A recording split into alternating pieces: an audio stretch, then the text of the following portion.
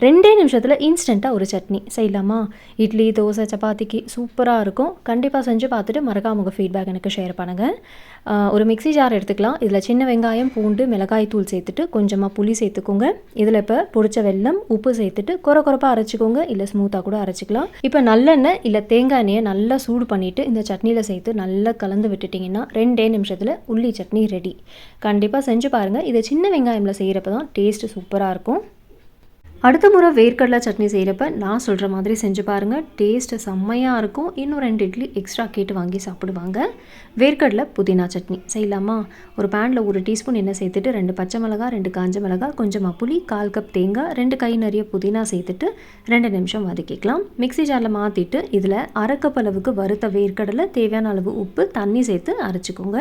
Consistency இதே போல் இருக்கணும். இப்போ தாளிக்கிறதுக்கு எண்ணெயில் கடுகு, காஞ்ச மிளகாய், கருவேப்பிலை சேர்த்துட்டு தாளிச்சிட்டிங்கன்னா வேர்க்கடலை புதினா சட்னி ரெடி. செஞ்சு பாருங்கள். 3 பொருட்கள் வச்சு செம்ம டேஸ்டியாக ஒரு சட்னி ரெசிபி செய்யலாமா?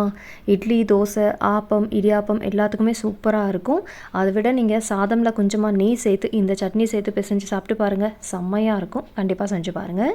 ஒரு கடாயில் கொஞ்சமாக நல்லெண்ணெய் சேர்த்துட்டு 1/2 கப் அளவுக்கு பூண்டு சேர்த்துக்கலாம். இதை நல்லா வறுத்துக்கணும். இந்த அளவுக்கு கலர் மாறின பிறகு காஞ்ச மிளகாய் சேர்த்துட்டு ஒரு 10 செகண்ட் வதக்கிக்கலாம்.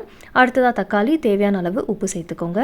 இப்போ இந்த தக்காளி நல்லா சாஃப்ட் ஆகிற வரலையும் வதக்கிட்டு இதை ஒரு இடிக்கல் இல்லைனா நீங்கள் மிக்ஸி ஜாரில் கூட மாற்றிக்கலாம். மிக்ஸியில் சேர்த்துட்டு அரைக்கிற மாதிரி இருந்தால் கொரப்பாக இதே போல் அரைச்சிக்கோங்க.